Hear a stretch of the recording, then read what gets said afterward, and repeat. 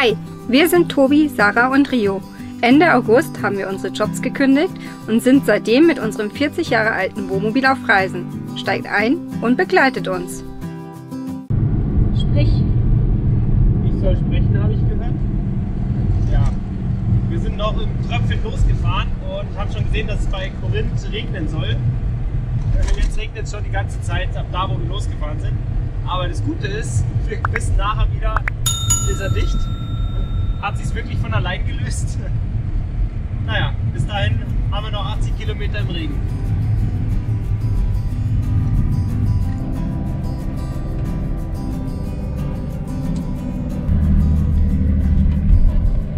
Das neben uns ist der Korinth-Kanal.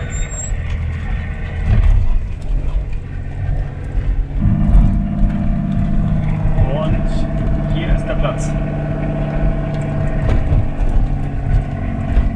Hier die Ausbuchtung wahrscheinlich. Ja, es hieß am Straßenrand oder weiter rein, aber ich würde am Straßenrand bleiben, ehrlich gesagt. Mit dem Wetter, ja. Parken wir mal hier so rum und dann schauen wir mal, was wir machen. Und was steht denn zur Auswahl? Weiterfahren oder hier bleiben? Sarah, wie haben wir uns jetzt entschieden? Wir bleiben hier, kochen, essen und fahren morgen dann die Strecke zu diesen heißen Quellen. Das wären jetzt noch über 3 Stunden Fahrt, ja. Und das packen wir einfach nicht. Und auch nicht für Rio, das ist einfach zu lang, finde ich. Genau, bis morgen. Die Sarah hat gekocht. Heute gibt es Nudeln mit Bolognese-Sauce, aber ja, natürlich vegetarische mit Sojahack. Und das gab es jetzt schon ein paar Mal und es ist wirklich gut. Ja.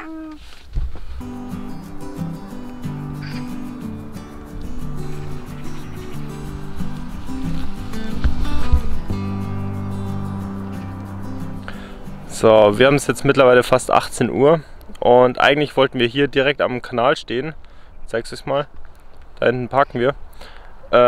Aber gerade kam ein Auto, ein Kleinwagen vorbei und der Fahrer hat extrem interessiert ins Auto geschaut. Und als er uns dann gesehen hat, ist er weitergefahren, schnell. Deshalb fühlen wir uns hier jetzt nicht so wohl und werden jetzt nochmal den Stellplatz wechseln. Laut Park4Night gibt es hier 6 Kilometer entfernt noch eine Stelle, wo die Camper aber dicht auf dicht stehen. Aber das ist uns jetzt egal, solange wir dann auch ein gutes Gefühl beim Schlafen haben. Weil auf sowas haben wir einfach keine Lust. Ich glaube zwar nicht, dass der was macht, solange wir drin sind, aber nee, braucht man nicht. Aber hier ist es natürlich perfekt für Rio, der hier schön rumläuft. Naja, also melden wir uns morgen auf jeden Fall von einem anderen Platz und schauen, dass wir dann auf dem Weg hier nochmal den Korinth-Kanal morgen anschauen. Ich bin mir sicher, dass die Pfütze eben noch nicht so groß war hier. War sie auch nicht. Vorher konnten wir noch trockenen Fußes hier durchfahren, auf der Seite.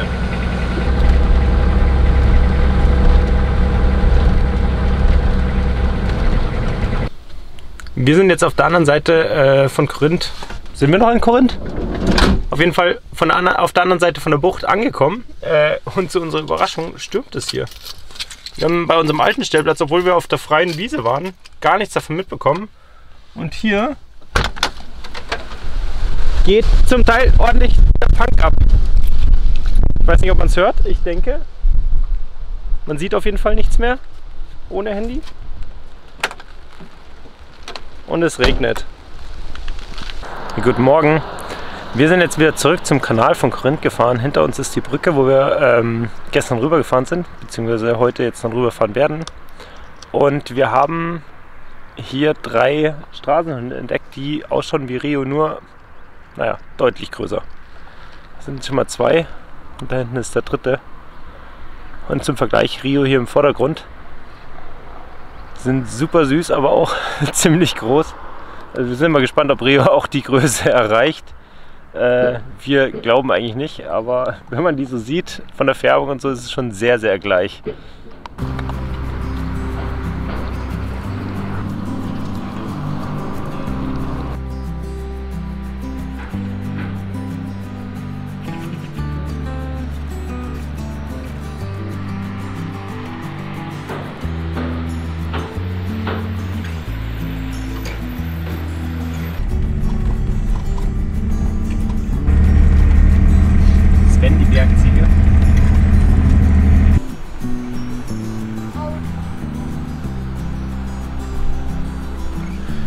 Wir sind jetzt am Kanal an der Fußgängerbrücke oder vor der Fußgängerbrücke. Hinter uns sind Geschützanlagen oder Geschützbunker. Und zwar einige. Ich wusste gar nicht, dass es hier so befestigt war. Aber klar, wenn es der einzige Fährweg ist und im Moment fahren aber keine Schiffe. Und wir haben uns schon gewundert oder gehofft, dass wir eins sehen. Aber ich glaube, das wird hier nichts. Ich glaube, da ist zu wenig Wasser drin. Und jetzt gehen wir dann mal auf die Brücke. Wir waren jetzt an der Fußgängerbrücke, aber uns wurde gesagt, man darf nicht drauf gehen und außerdem ist sie abgesperrt. Also, das ist glaube ich gar keine Fußgängerbrücke. Doch, laut Google ist es eine Fußgängerbrücke. Echt? Ja. Ja. Das heißt, wir werden jetzt zu der, ich glaube, Schnellstraße, also da gibt es eine Brücke und daneben ist eine kleinere. Ich glaube, das sind die, wo die ganzen Bilder immer entstehen. Mal fahren und schauen, ob wir da zumindest drauf kommen. Und ja, aber bis jetzt ist es sehr beeindruckend, so die Tiefe zu sehen. Wo sind wir jetzt? Am Kanal von Korinth an der offiziellen Brücke.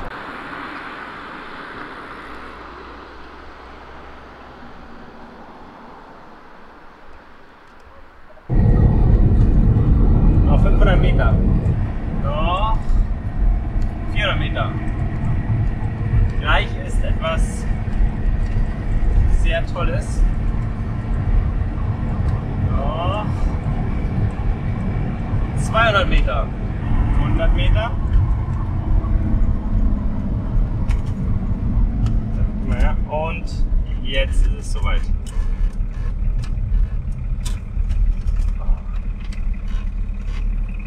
Ab jetzt sind wir nämlich mit einem Neuwagen unterwegs. Wir haben wieder 0 Kilometer auf dem Tacho.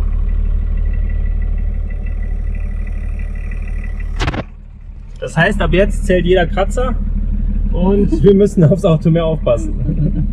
Super.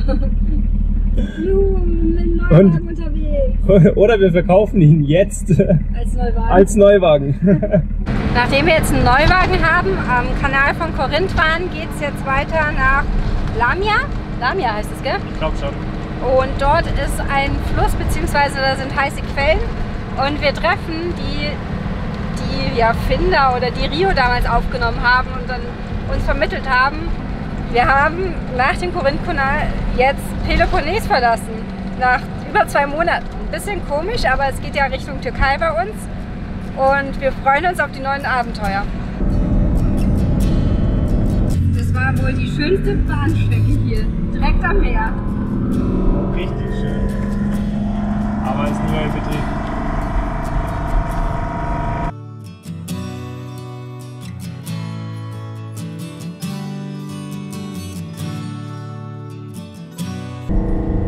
Hier sieht man die ganzen Brände, die jetzt in Griechenland waren.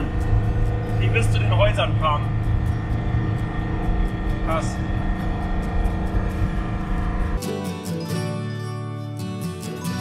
Das ist also Griechenland im Winter.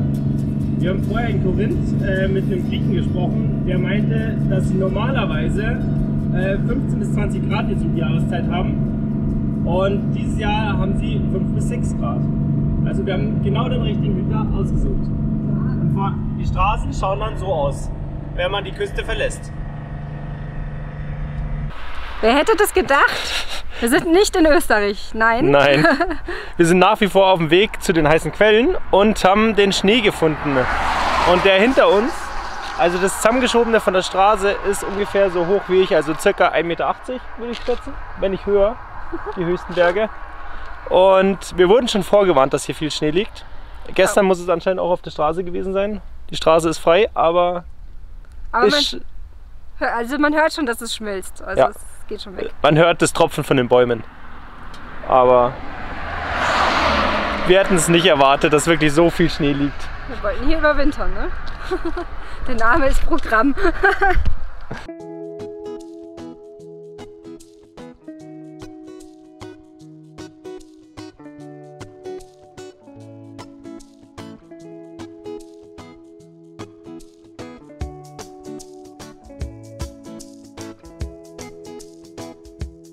So, einen wunderschönen guten Morgen. Wir sind bei den heißen Quellen und werden jetzt erstmal baden gehen. Aber heute Morgen wurden wir schon überrascht. Wir dachten, wir sind auf Meereshöhe und es ist angenehm warm, so wie in Korinth, also 5 Grad plus. Aber hier draußen ist alles gefroren.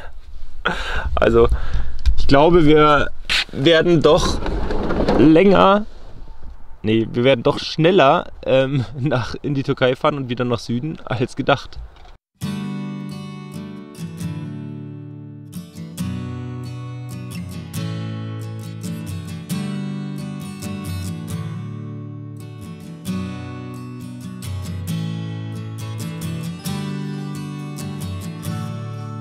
Gleich sind wir im Warmen.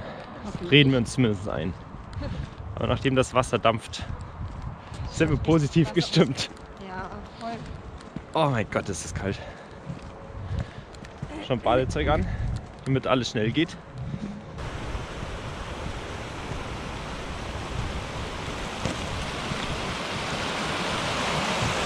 Oh ja. Ich glaube, das Becken, das erste oder das zweite? Das zweite, oder? So, wir sind jetzt gerade in die heißen Quellen reingegangen und es ist richtig, richtig schön warm, wie so eine warme Badewanne. Ja, das vermisse ich sehr, eine Badewanne. Ja, ich manchmal auch. Hin und wieder, vor allem im Winter, wenn es kalt ist. Es ist ja kalt. Hier ist es ja gerade kalt und es ist einfach schön, wirklich, dass der ganze Körper wieder aufwärmt. Ja. Ohne dass wieder ein Körperteil kalt wird. Vor allem die Füße. Wir werden jetzt hier das ganze Wasser genießen und ja, nachher schauen wir zu Rio, ob er das Auto zerlegt hat oder heil gelassen hat. Ja. Leider hat die GoPro das Reingehen nicht gefilmt, aber das Wasser ist, ich würde sagen, badewannenwarm. Oh, schön. Und dadurch, dass alles gefroren war, waren meine Hände und Füße so kalt, dass es so gebrannt hat. Aber es ist einfach nur geil. Ich glaube, dieser Blick sagt mehr als 1000 Worte. Ja, definitiv. Ich weiß nicht, weil mir das letzte Mal so warm war wieder. Das ist so schön. Aber es könnte noch ein Tick wärmer sein. Noch wärmer. Aber vielleicht muss ich da mehr in den Strom. Und wird's da wärmer? Ja, ein bisschen. Scheiße, ich hab den Schlüssel drin.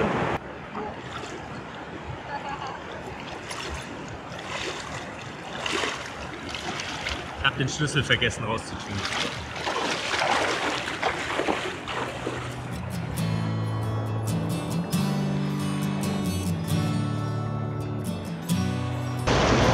Mein Arm zieht so runter. Ja, ich hatte gerade schon Angst, dass ich die Steine umschmeiß. Halleluja. Deine Füße kommen bestimmt besser an. Und während Sarah sich abtrocknet und friert, pimmel ich hier noch im warmen Wasser.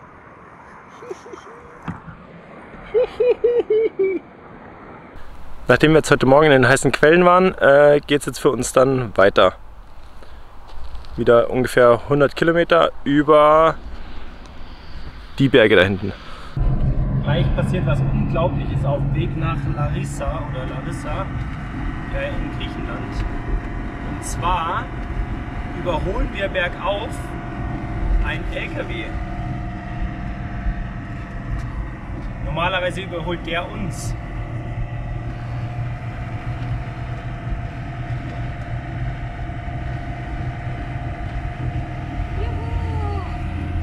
Wir fliegen heute. Auch Sven will in die Türkei.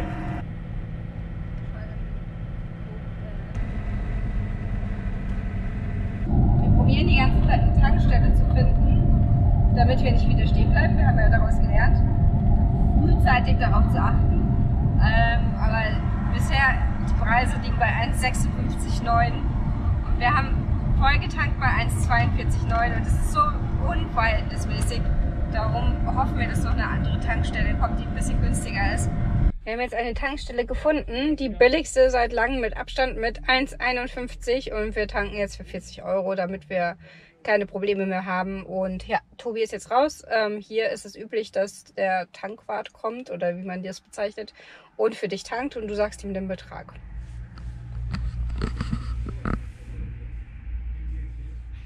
Was ist das, die Kirche, wo sie stehen oder was? Ja. Ernsthaft? Ja.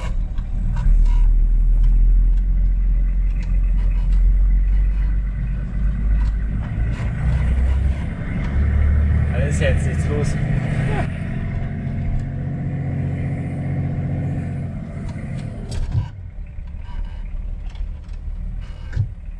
Wer denn? Wir sind jetzt gerade in Larissa und ich gehe morgens mit dem Hund und hier gibt es so viele Krähen, das ist abartig. Hinter mir in den ganzen Bäumen sitzen sie. Wir hoffen die ganze Zeit, dass sie einfach nicht unser Auto zuscheißen. Weil in den Bäumen rundherum sitzen sie auch.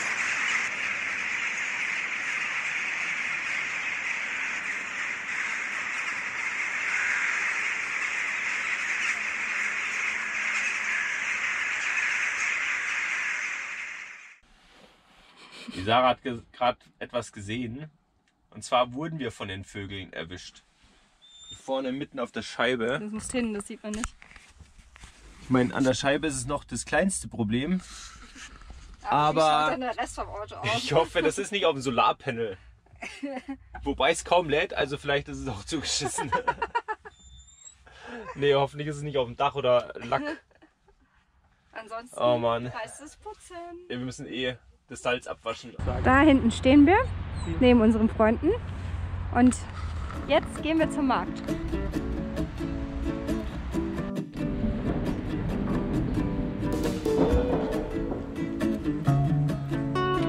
Das hier ist alles Vogelkacke. Oh wow.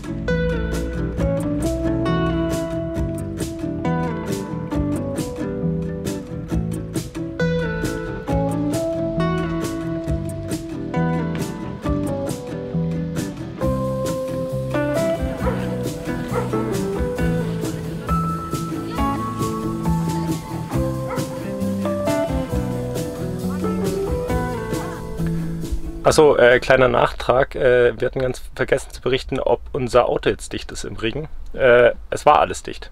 Komischerweise.